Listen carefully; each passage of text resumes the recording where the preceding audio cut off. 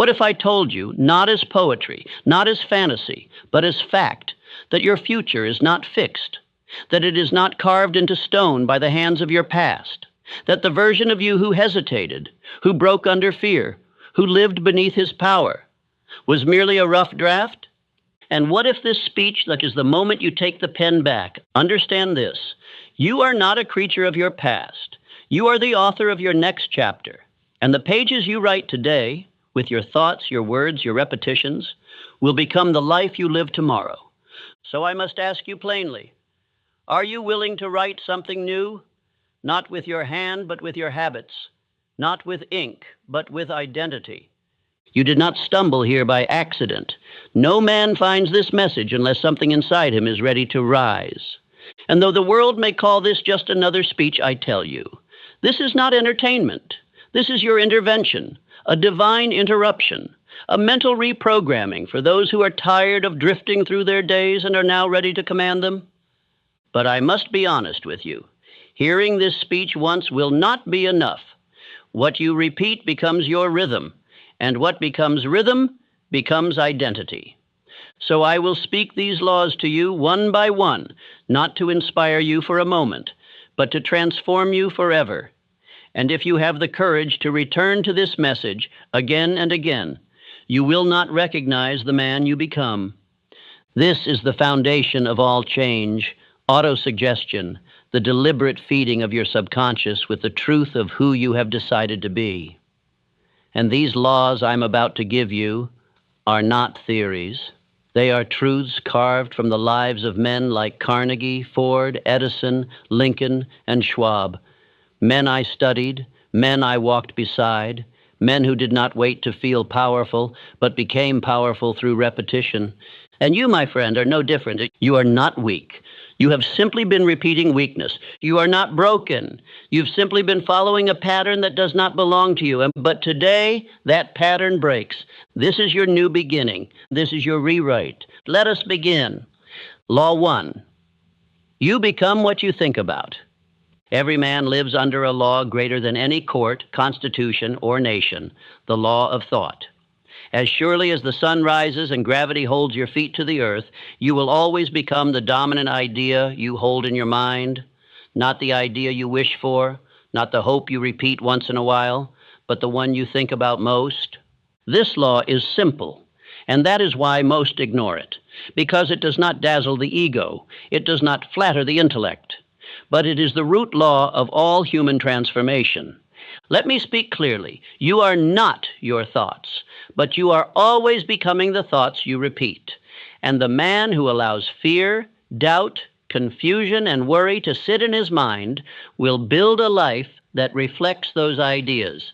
This is not philosophy. This is psychology. This is the way your subconscious mind operates. Let us take the example of Andrew Carnegie, the man whose philosophy seeded everything I have taught.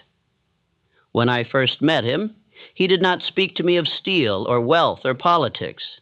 He asked me one question: what is the one thing you think about when no one is watching? He understood something the world still struggles to grasp, that the thoughts you entertain in the silence are the blueprint of your results. Carnegie thought about expansion, about impact, about legacy. He saw himself not as a boy from Scotland, but as a force for building the new world. And because he repeated that identity, because he saw that picture every day in his mind, reality was forced to obey him. Now let me bring you to Henry Ford, a man born into modesty, mocked for his lack of formal education. But he repeated one idea louder than all others. Whether you think you can or think you can't, you're right. What was that statement? It was not cleverness. It was mental programming. It was a law wrapped in simple words.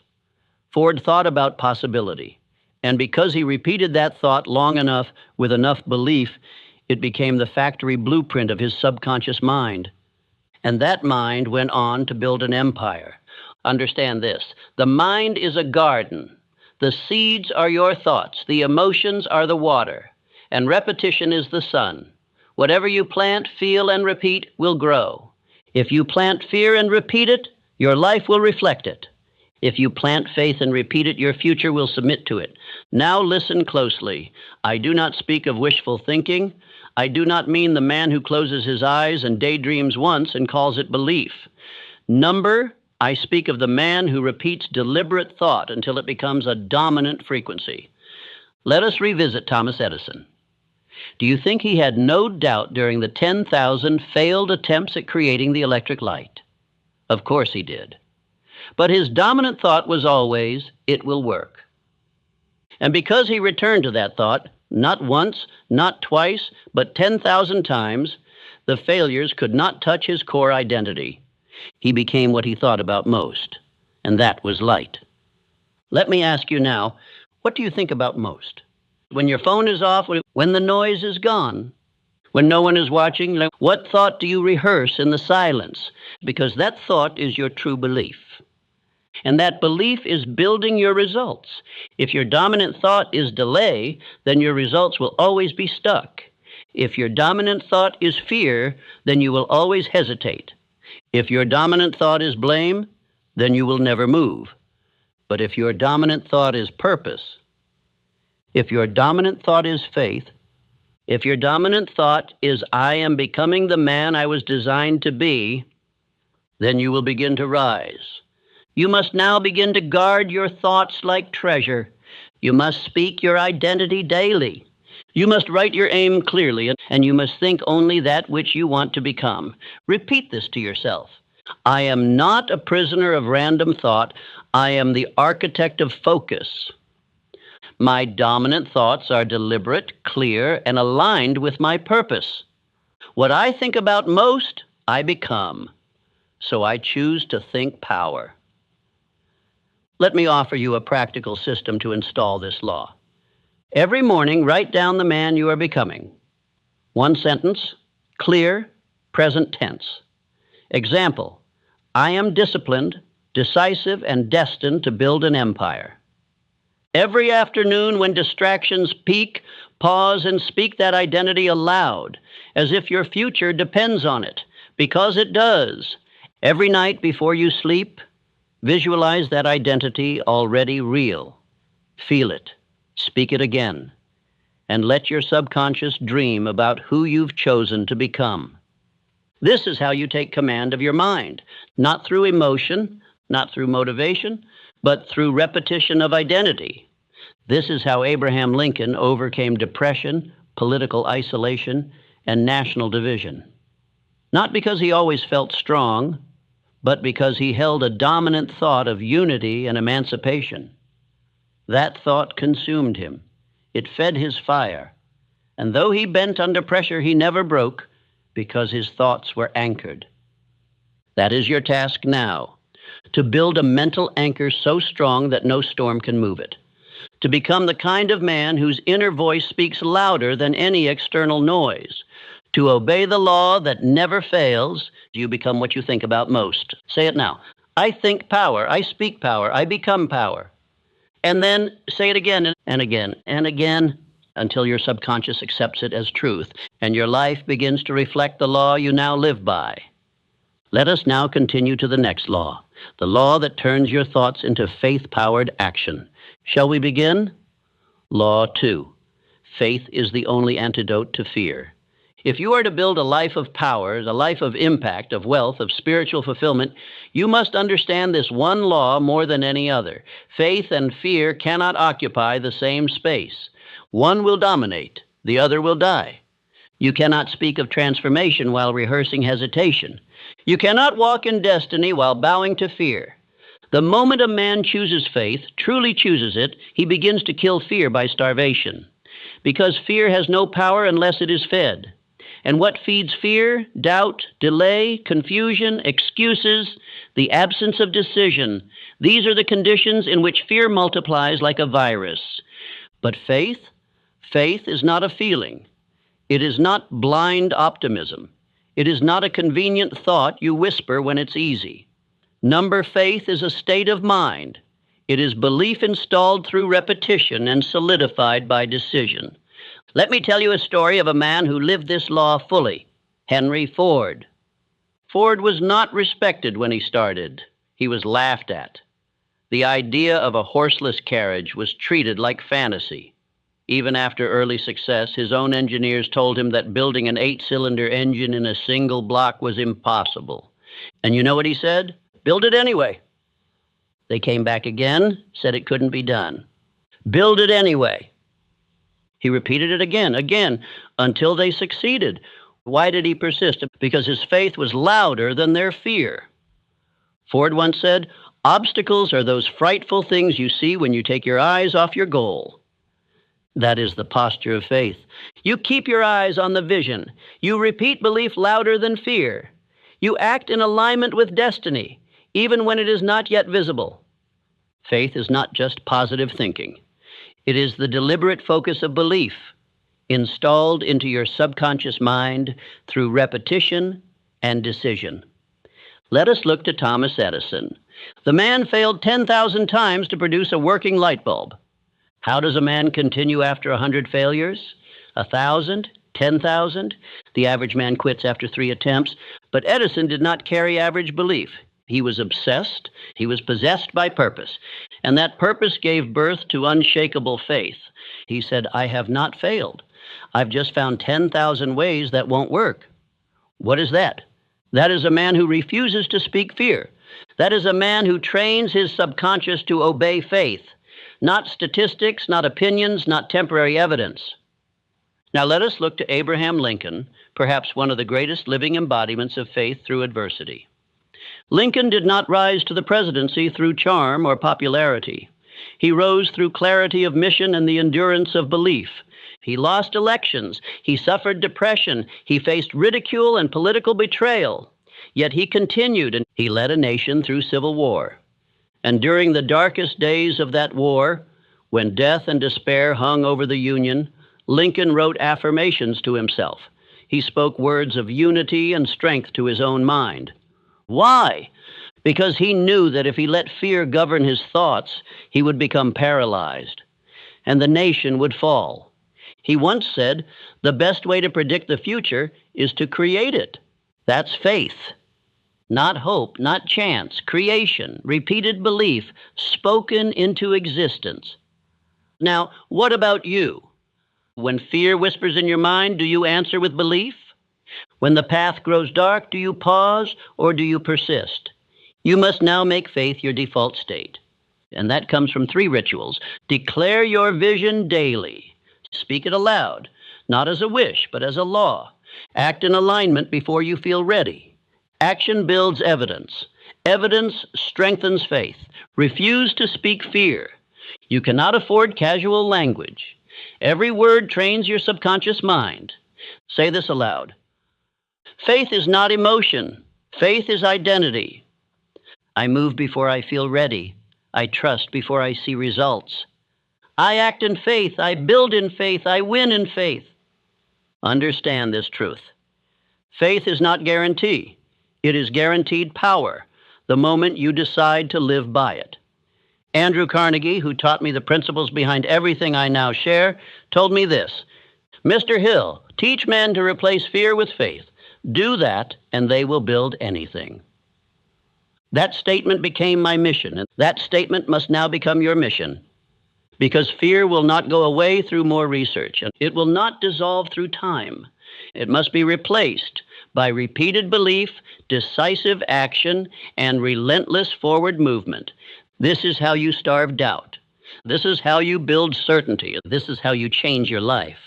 By installing the law of faith into every layer of your being. Let this be your command.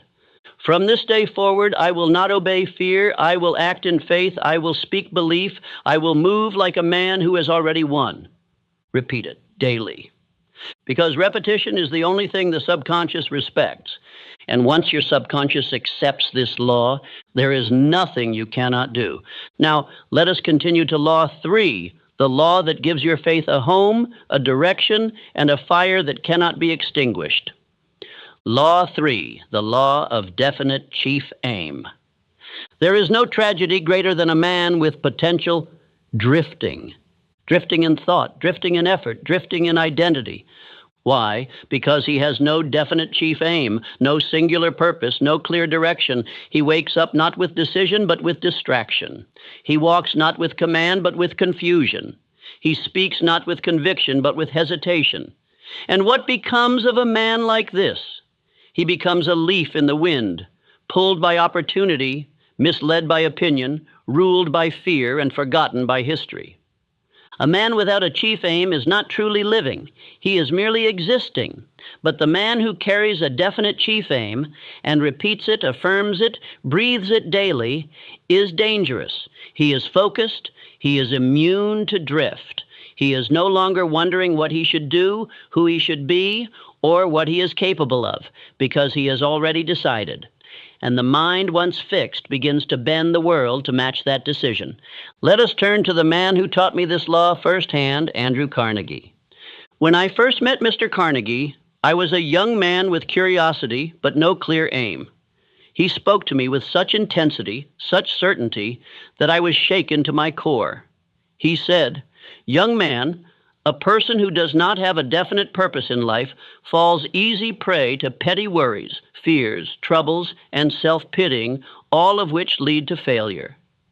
He made it clear, all great fortunes, all great movements, all great identities begin with a clearly defined chief aim. Not a general hope, not a vague idea, but a precise declaration. Carnegie's chief aim was not to merely be rich. It was to become the steel king of America, to revolutionize the industry, to bring structure to a disordered market. Every decision he made, from the books he read to the men he hired to the thoughts he entertained, served that single aim. Now listen carefully. You do not need 1,000 goals. You need one dominating goal, and every other goal becomes a subordinate. Think of Henry Ford again. His chief aim was not just to build cars, it was to make the automobile affordable to every working man. That aim drove him. It guided every innovation, every hire, every system he designed. When others built for luxury, Ford built for the people. He didn't change his aim when it got difficult. He simply refined his strategy. The Ford Motor Company's rise to dominance was not due to superior talent. It was due to superior focus. This law of a definite chief aim separates those who try from those who build. Charles Schwab, handpicked by Carnegie to run U.S. Steel, knew this as well. His aim was to become the greatest business leader of his generation. He wasn't an engineer. He wasn't the smartest man in the room, but he was the clearest. His clarity of purpose made him invaluable. He knew what he wanted, and because of that, every room he entered shifted in his favor. Now let me turn this mirror to you. What is your chief aim? Have you written it down? Do you repeat it every morning and night? Have you built a structure of thought around it? Or are you still wandering, hoping purpose will reveal itself in time? It won't. Purpose is not discovered. It is declared. You must choose it. You must own it. You must train your subconscious mind to accept it as law. Because here's what the average man does. He sets goals that change with his mood. He moves toward ideas that lose fire after a few weeks. He dreams of wealth one day, and then settles for safety the next. He builds momentum, and then lets it rot. Why? Because he never installed a definite chief aim. He never made it law in his mind. And the subconscious mind, unless directed with precision, will default to fear, to habit, to comfort. Let me offer you the exact method I've taught thousands. 1. Write your chief aim in present tense. I am building your exact goal with purpose, clarity, and unwavering belief. 2. Repeat it with emotion, every morning and every night. Repetition with emotion is the only way to impress the subconscious. 3. Act in alignment daily, no matter how small the step. Identity is not what you say you believe. It is what you repeat through action. Let me speak clearly now. Your life will either be the result of a definite chief aim or the result of other people's agendas. There is no middle ground, so choose now. Are you building your vision or are you building someone else's? Say this aloud. I do not drift. I declare. I do not react. I aim. I do not guess. I know what I'm building. Repeat it daily, just as Carnegie did, just as Ford did, just as Edison did. They were not more gifted than you, but they were more focused than you. And now that you know this law, there is no excuse left. Write your chief aim, breathe it, build around it, and when distraction comes, return to it, because everything you want depends on this. And the man who carries a definite chief aim with clarity, fire, and discipline, he becomes impossible to stop. Now, let us move to Law 4, the law of specialized knowledge, the very weapon that transforms aim into strategy and strategy into victory. Law 4, the law of specialized knowledge. Theme: general knowledge leads to general results. Specialized knowledge, when combined with purpose and action, becomes unstoppable. There is a common myth that knowledge is power, but I tell you, that is a half-truth. Knowledge is potential power. Only when it is specialized, is focused, and applied with purpose does it become actual power. A man can spend his life collecting facts, reading volumes, attending lectures, and still live in mediocrity. Why? Because his knowledge is scattered, broad, unfocused, like a flood without direction. It covers everything but moves nothing. But the man who focuses his learning, the man who selects a domain, a craft, a discipline, and then studies it obsessively, applies it daily, and refines it with fire, that man cannot be denied. That man in time becomes irreplaceable. This is the law of specialized knowledge, the tool of all titans, the sharp edge that divides amateurs from architects. Let me give you an example. Henry Ford. Now, Ford was mocked for his lack of traditional education. Journalists tried to paint him as an unlearned mechanic, a man unworthy of his position. So what did he do? He sued them, and when called to testify in court, he said plainly, "I don't need to clutter my mind with facts that I can summon in an instant from a man I hire." He wasn't being arrogant. He was making a profound statement. He didn't need general knowledge. He needed specialized mastery and men who carried it with them. Ford's genius was not that he knew everything. It's that he knew exactly what he needed to know and how to apply it to his vision with ruthless efficiency. Ford understood what most still miss, that the world does not reward the most intelligent. It rewards the most useful. And usefulness is born of specialization. Think now of Thomas Edison. Was he a philosopher, a statesman, a jack of all trades? No, he was a master of applied invention. His knowledge of electrical systems, resistance, materials, and industrial application was deep, not broad. He didn't dabble, he dived. He understood filaments better than anyone alive. He ran experiments not in hundreds, but in thousands. He didn't seek trivia. He pursued truths that could be tested. Because of that, he became the man who brought light to the world, literally. Now consider Charles Schwab, whom we've already discussed. He wasn't the most educated man in the steel industry, but his knowledge of people, of leadership, of organizational psychology, and business structure, that was specialized knowledge. And Carnegie knew this. That's why he appointed him. Not because Schwab knew everything, but because he knew what mattered and applied it with confidence and grace. Now ask yourself, what is the one area I am committed to mastering? What specialized knowledge, if I pursued it deeply, could make me irreplaceable? Because here is the truth. The average man reads 1 to 2 books a year, often at random. He studies sporadically. He watches whatever shows up in his feed. His mind is like an untrained dog, jumping from thought to thought, stimulus to stimulus. He is at the mercy of noise. But the great man, the man who applies the law of specialized knowledge, chooses one mountain, and he climbs it. He studies one field, one craft, one skill, and he returns to it every day until his knowledge becomes instinct, until his repetition becomes rhythm, and his rhythm becomes power. And then the world seeks him out. Let me give you the exact blueprint that was given to me by Carnegie himself. 1. Define your definite chief aim. You've already done this. Now ask, What knowledge directly fuels this aim? 2. List the skills and fields required to dominate this domain. If your goal is to lead an empire, study leadership, influence, systems, and strategy. If your goal is to master a craft, dive into technique, repetition, and innovation. 3. Build your reading list. No more casual reading. Select the 5 to 10 most powerful books or mentors in your chosen area and study them. Not once, not for entertainment. Study to install. 4. Teach what you learn. Carnegie once said, "The best way to deepen your knowledge is to share it." When you teach, your mind organizes the truth more sharply. 5. Apply daily. You don't just study, you build, you test, you move.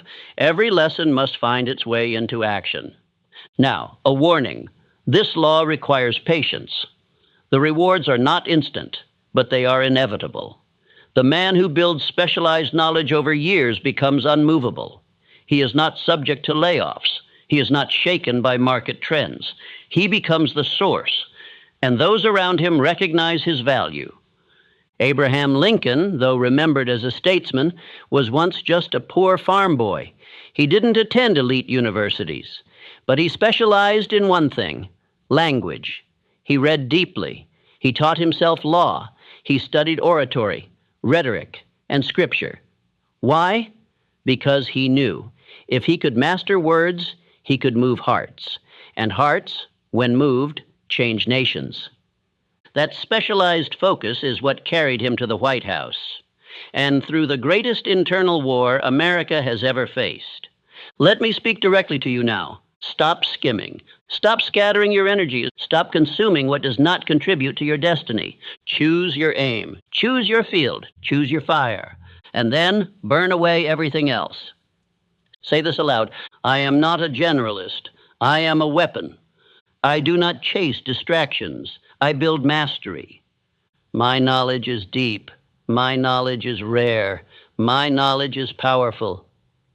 Repeat that daily. Reinforce it hourly. Because the world does not give its greatest rewards to those who know everything.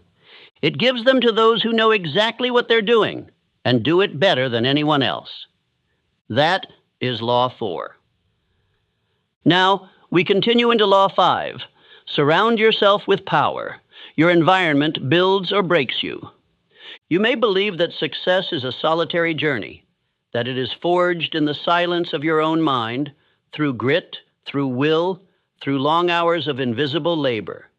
And while that may be part of the truth, I must now give you the greater law. No man becomes powerful in isolation. Every empire ever built was first surrounded by the right minds, the right voices, the right energy. You do not rise alone. You rise with the help of those who breathe power into your vision, or you fall surrounded by those who drain it from your soul. Environment is not neutral. It is either a weapon in your hand or a weight on your back. Let me speak plainly.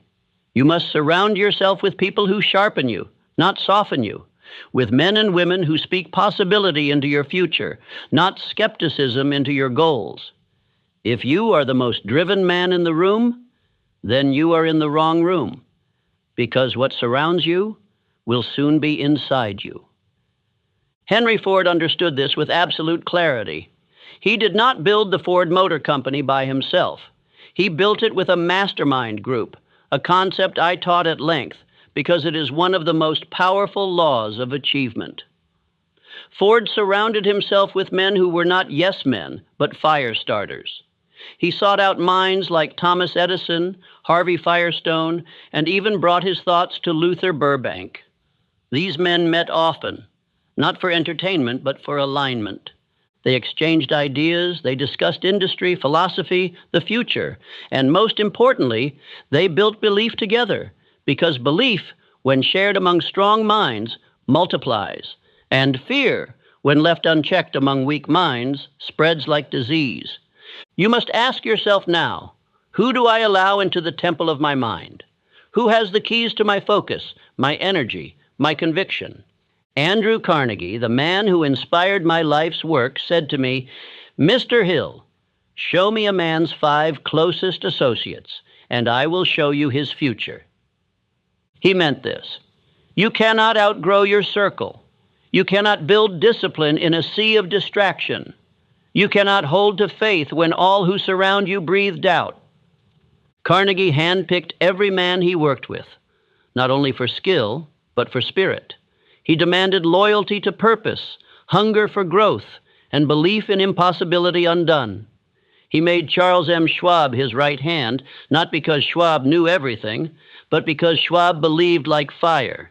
His optimism was relentless. His posture was magnetic. He brought out greatness in others simply by the energy of his presence. Now consider Thomas Edison. In his laboratories, he permitted no cynicism. He would remove assistants if they joked too often about failure, not because he was humorless, but because he understood the sacredness of mental space. His laboratory was not only a space of invention, it was a temple of belief. If you could not protect the atmosphere, you were asked to leave. Do you protect your own atmosphere like this?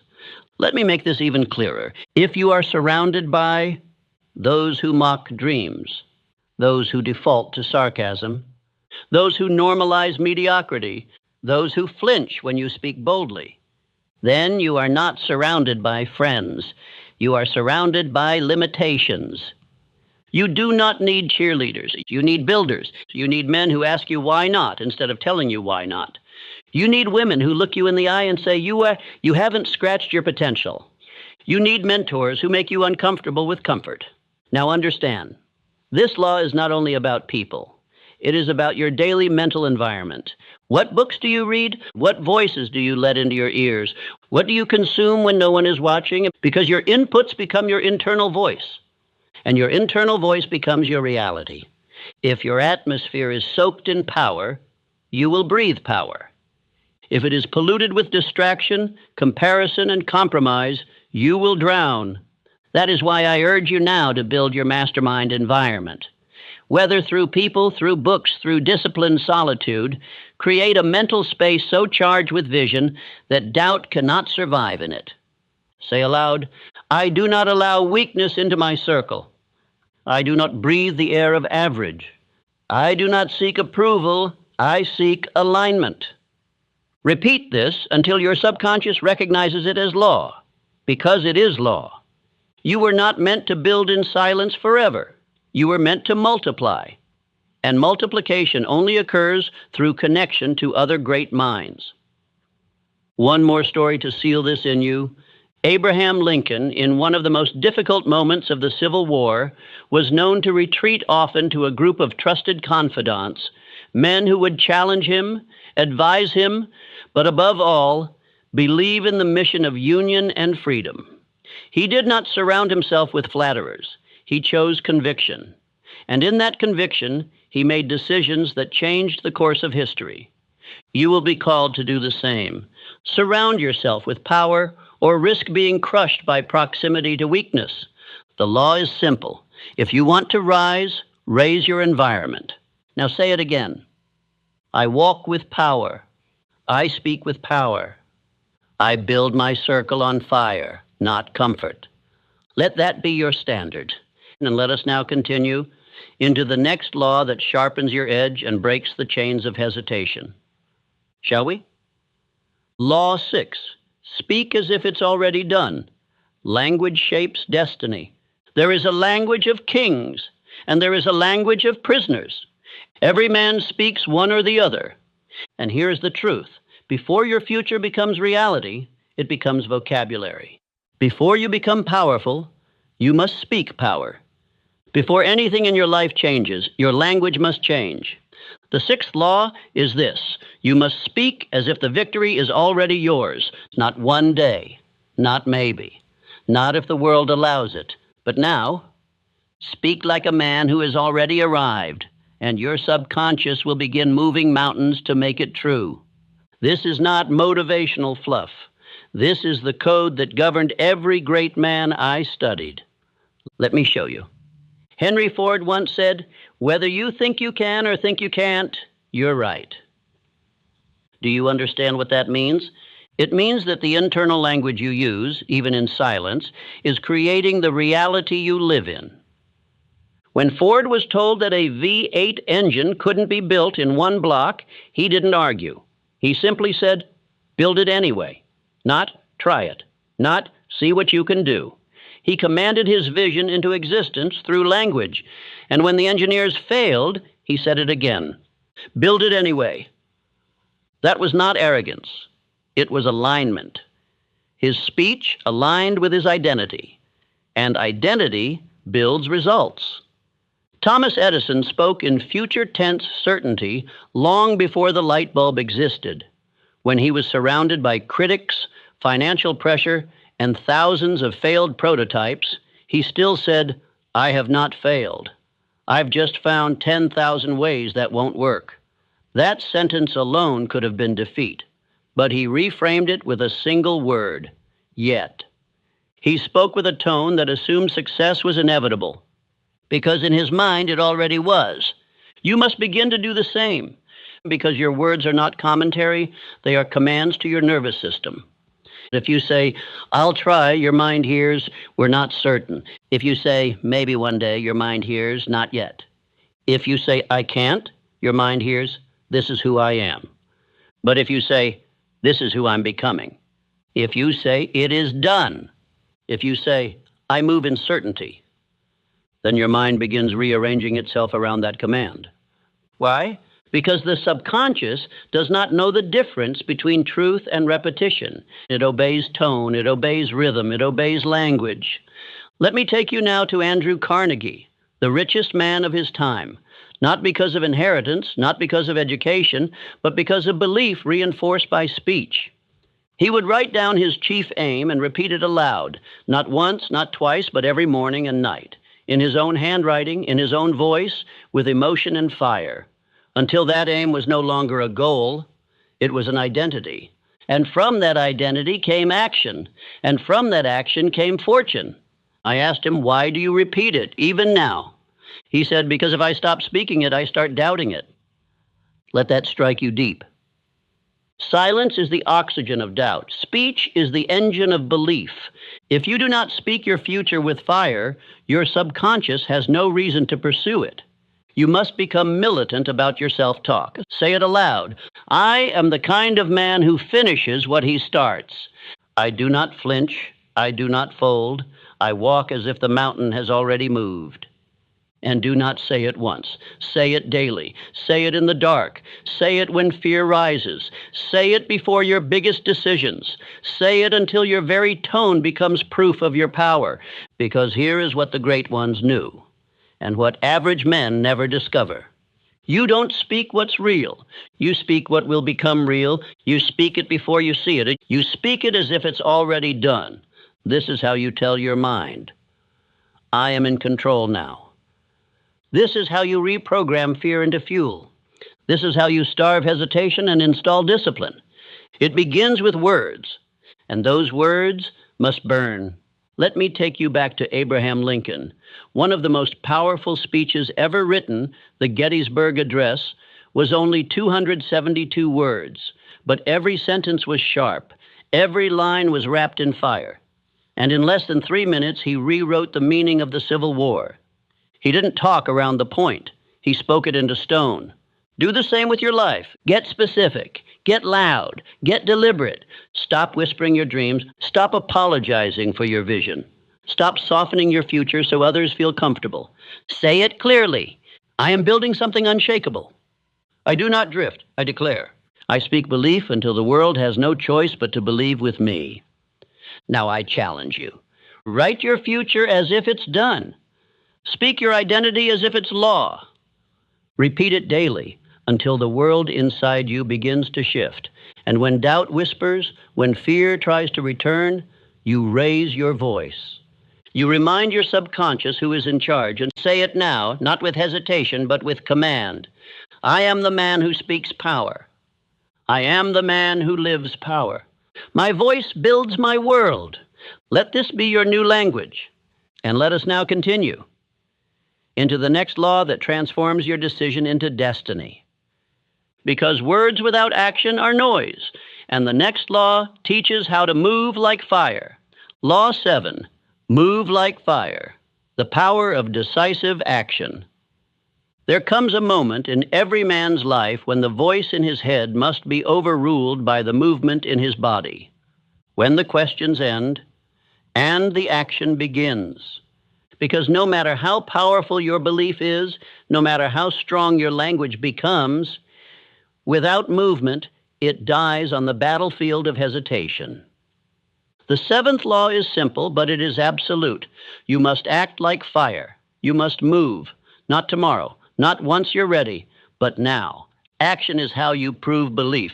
Every man who ever built an empire, who ever changed the course of history, who ever rewrote what was possible, did it not by feeling confident, but by moving through the uncertainty. Let's begin with a story you've heard me mention before, but let us dig deeper. Henry Ford had a vision for the automobile, one that seemed laughable at the time. Roads were not ready, cities were not planned, people were skeptical, but he acted anyway. He didn't wait for perfect conditions. He moved. Ford didn't have the luxury of sitting on committees and asking for approval from the crowd. He put his hands in the grease, tested designs, and made decisions. Action became his identity.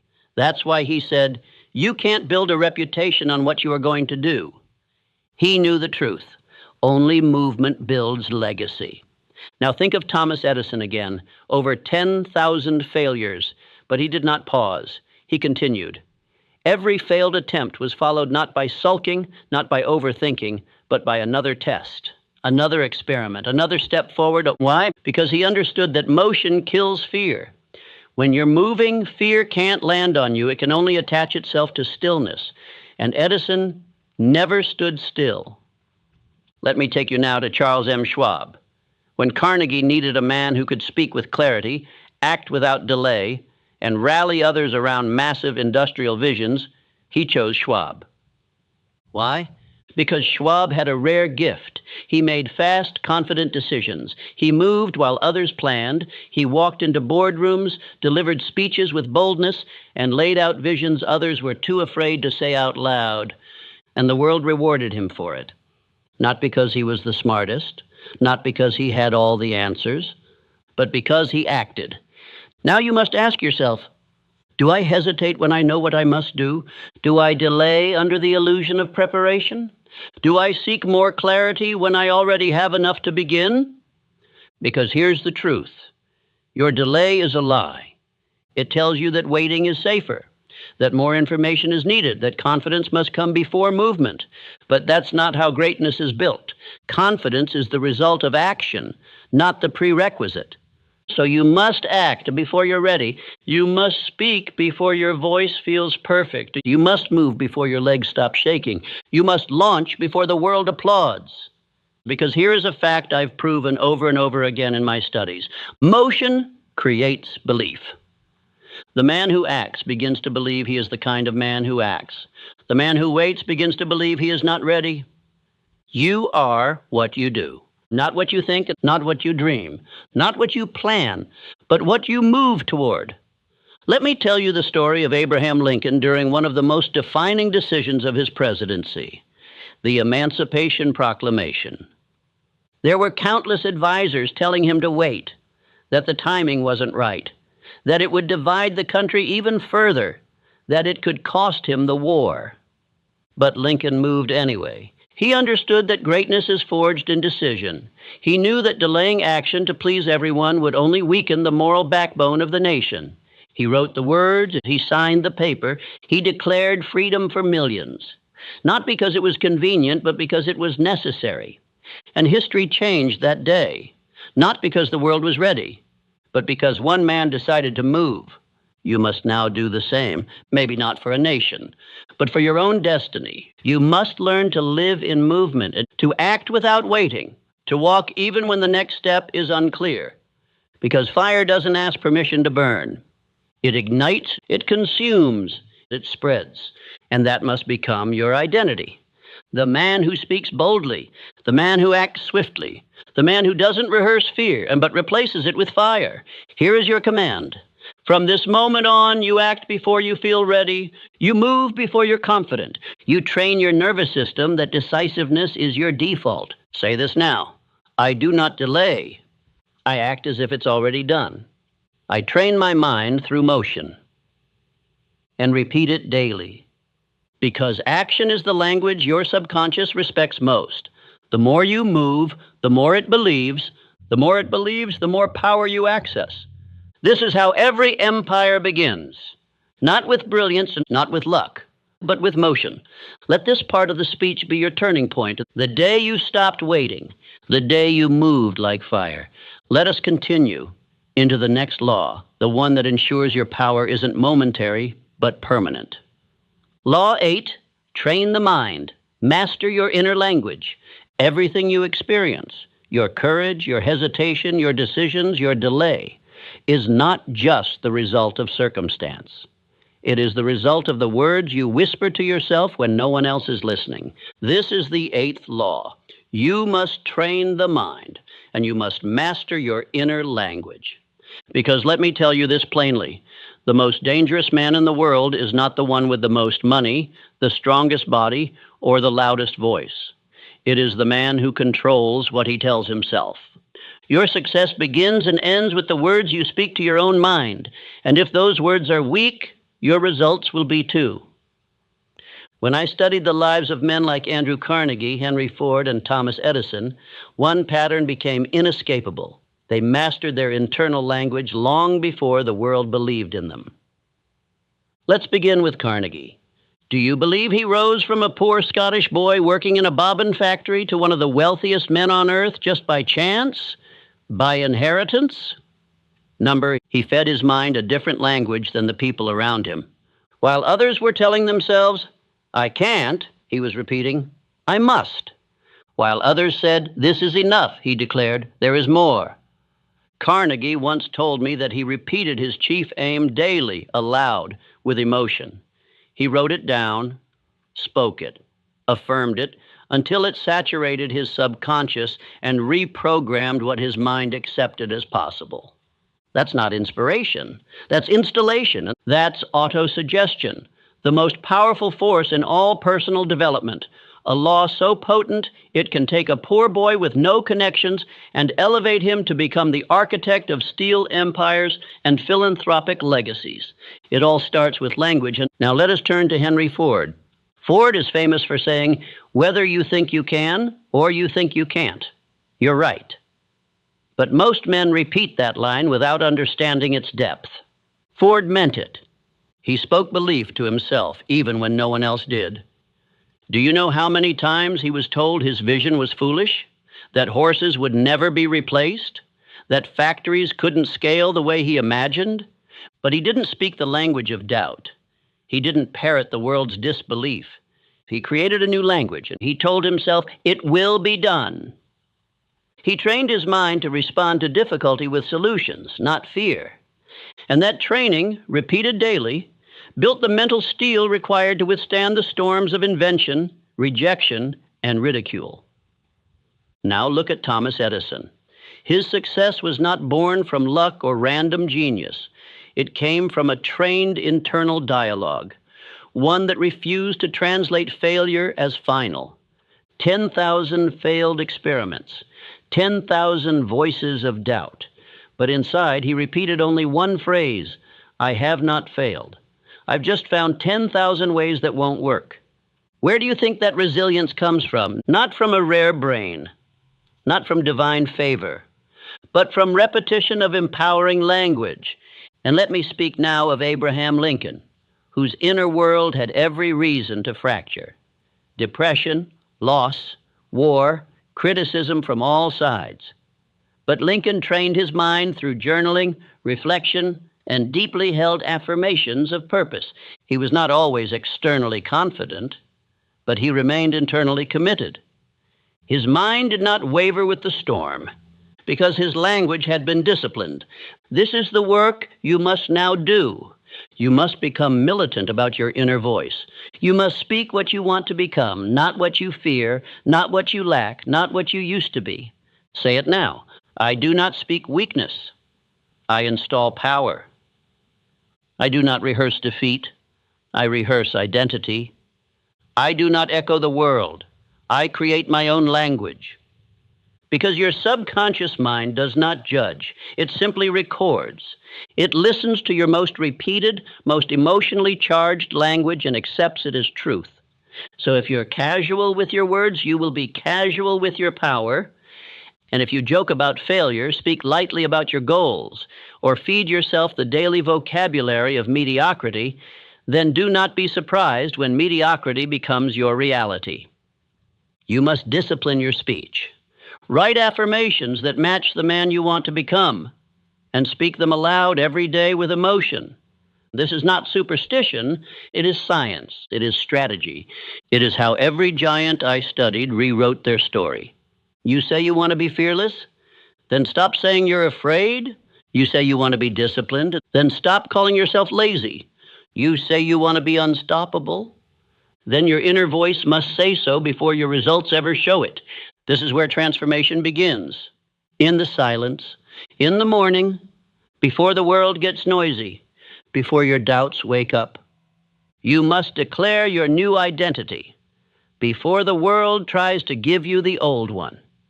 Let me be clear. This is a battle. The world will speak fear to you all day long. It will shout worry. It will whisper delay. And if you do not have a stronger voice already installed, you will obey the world. You will obey your doubt. And your life will become a reflection of noise, not vision. So I command you now, write your inner language. Repeat it daily. Speak it with fire. Feed your subconscious with discipline, courage, clarity, purpose. Because if you do this for 30 days, just 30, your outer world will begin to shift. Not because magic, but because mental alignment. And once the mind aligns, the body follows, the decisions follow. The momentum begins. You become what you rehearse. So rehearse power, rehearse fire. Rehearse the voice of the man you are becoming until there is no room left for the voice of the man you used to be.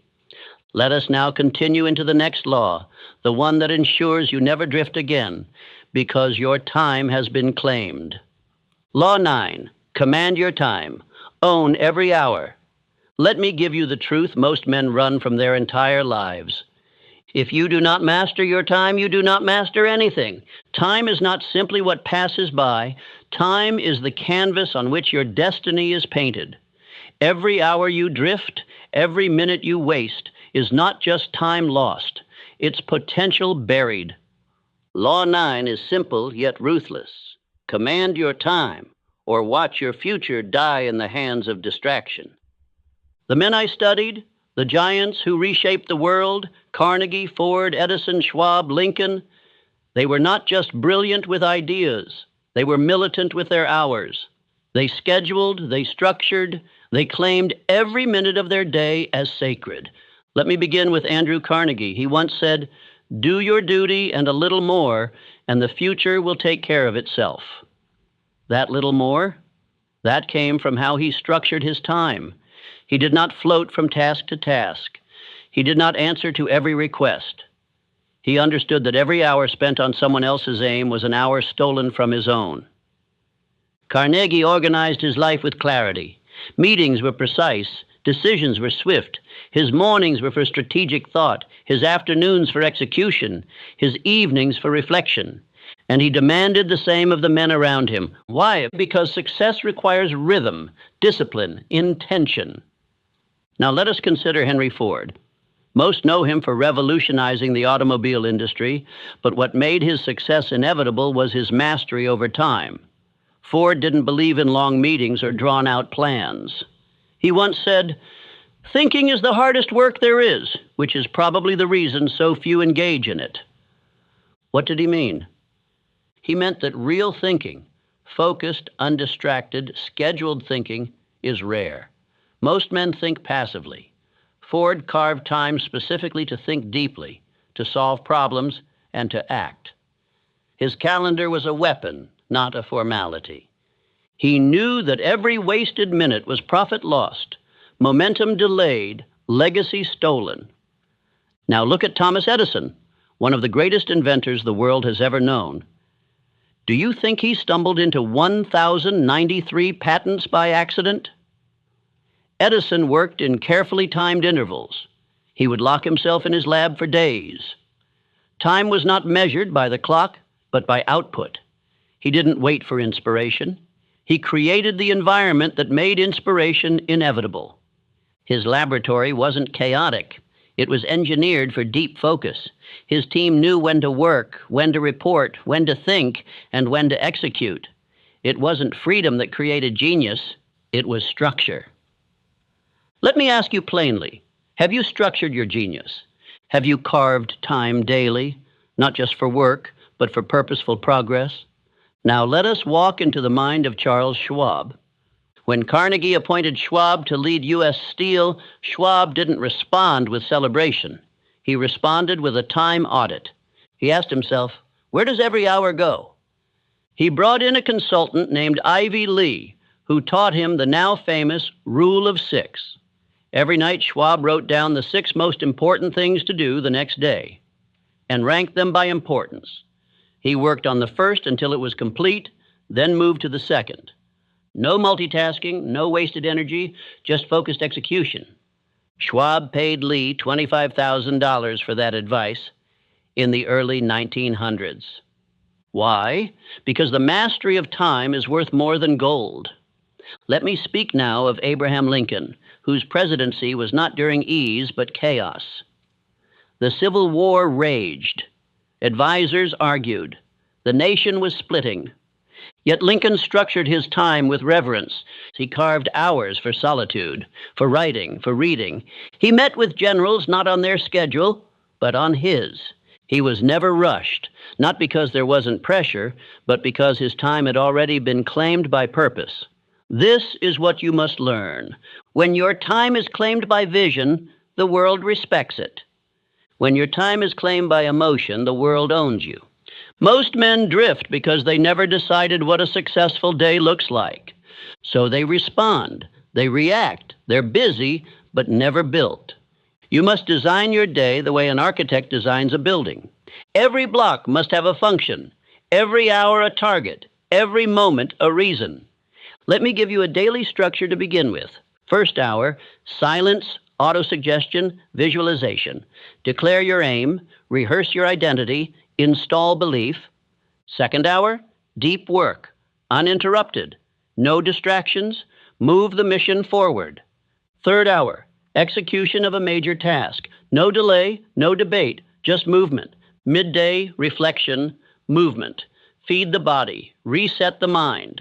Afternoon, communication, meetings, strategy, planning. Evening, review, realignment, repetition of belief. Read something that expands your mind, and above all, track it. Every hour not tracked is an hour forgotten. Every hour forgotten is a seed that never grows. Say it with me. I am the commander of my time. My calendar is my shield. My schedule is my sword. No hour is random. No moment is wasted. I build every day like a brick in a legacy. Because this is what separates the average from the unstoppable. Not talent, not vision, but time ownership. A man who owns his time owns his life. You want to become the man you were born to be? Then look at your calendar. Your to-do list is not a list. It is a mirror. It shows what you value. It shows who you are becoming. The man who builds an empire has the same 24 hours as the man who drifts through life, but only one commands it. So begin tomorrow not with noise, but with structure. Begin it not with emotions, but with strategy. Decide now. I do not drift through days. I build each hour like stone. I command time, and because I command my destiny. This is how you become unstoppable. Let us now move into the final law, the one that does not suggest change but demands it, the law that kills hesitation, doubt, and delay in a single final decision. It is time now to kill the old identity and rise into power.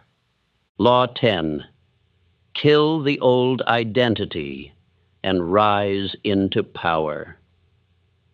There comes a time in every man's journey when improvement is no longer enough.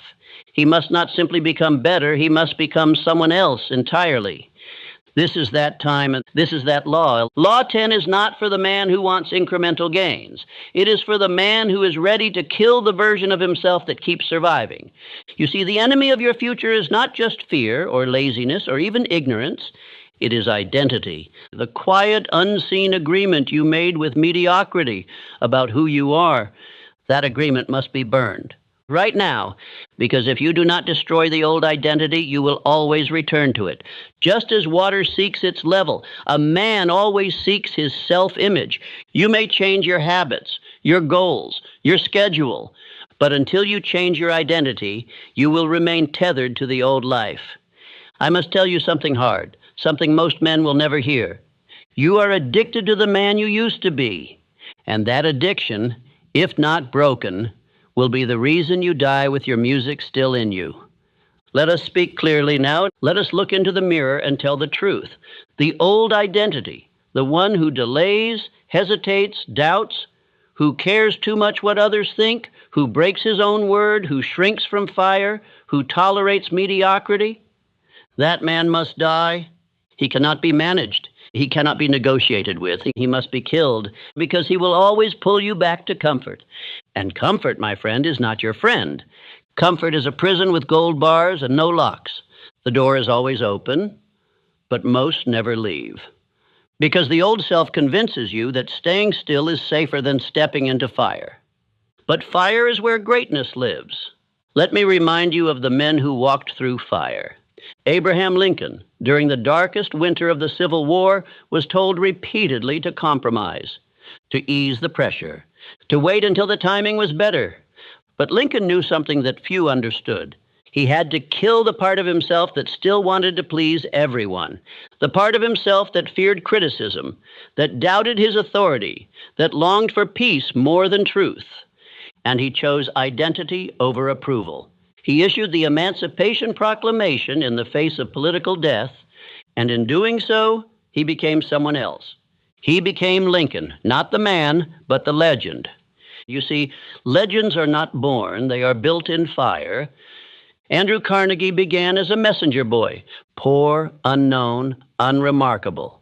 But every day he acted as the man he was becoming, not the man he had been. He studied success. He wrote down his mission. He visualized power.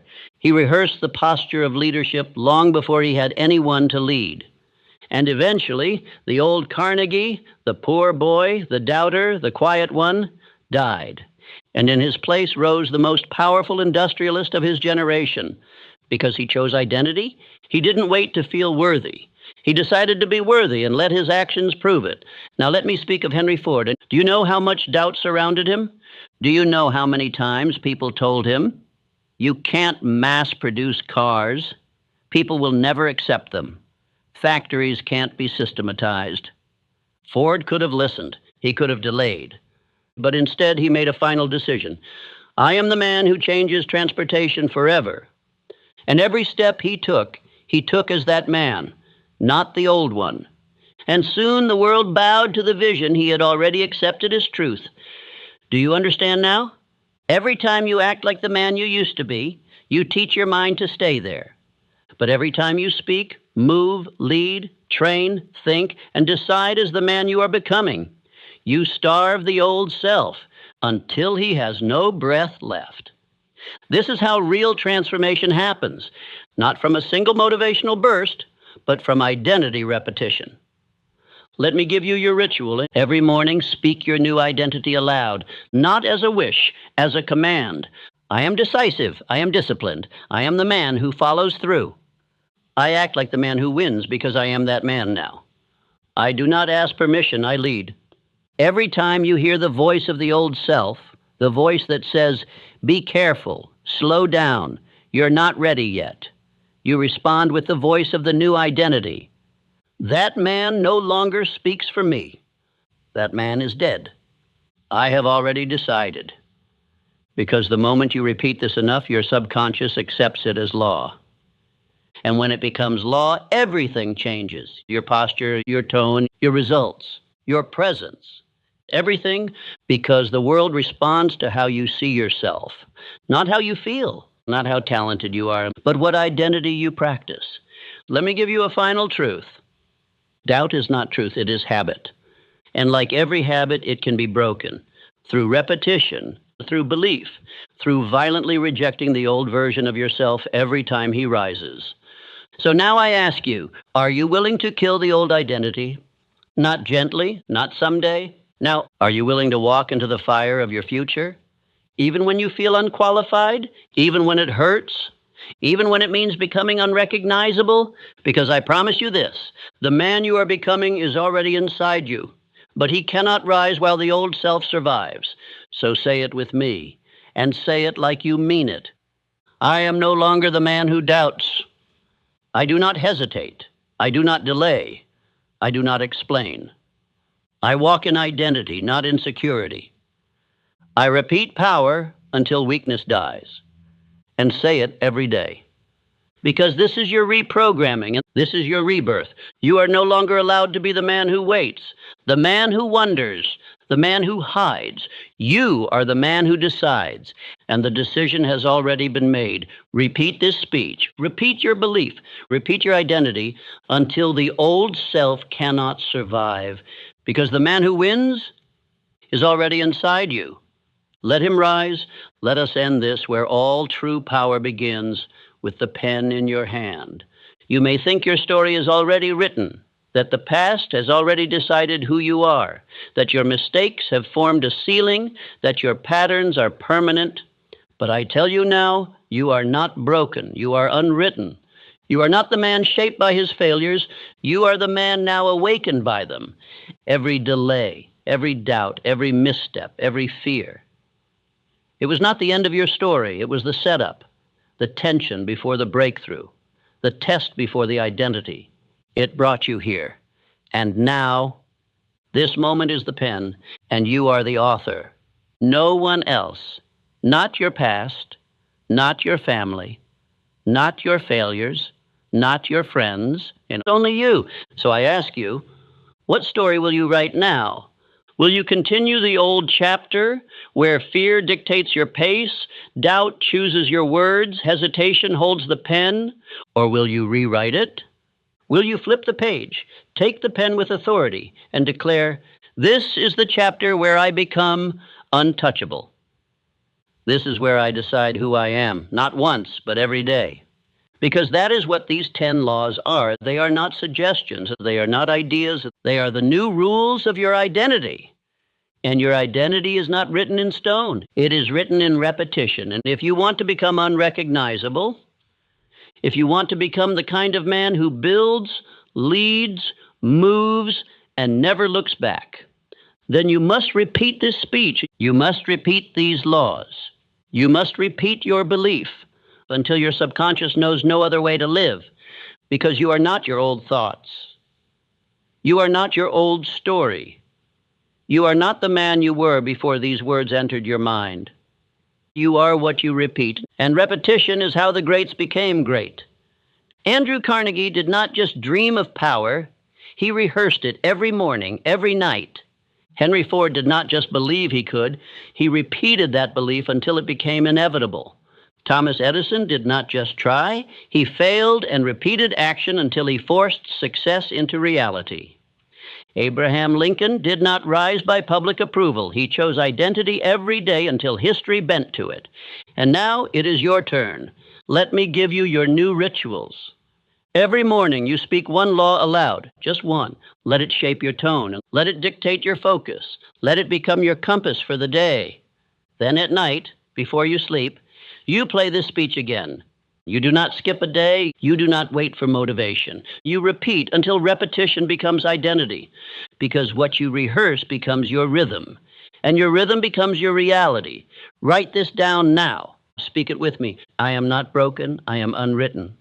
The past was preparation. I choose what happens next.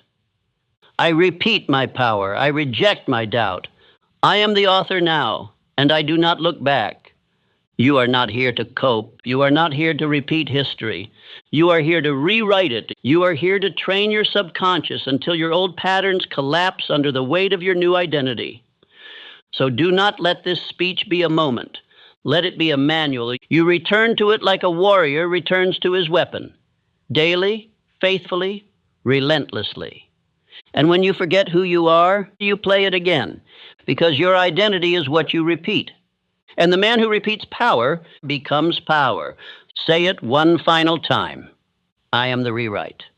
This is my chapter. This is my new law. And I repeat it until I become it. Now close the old book, pick up the pen, and write the next version of yourself with fire, with faith, and without apology. Let the world witness the rewrite. It begins now.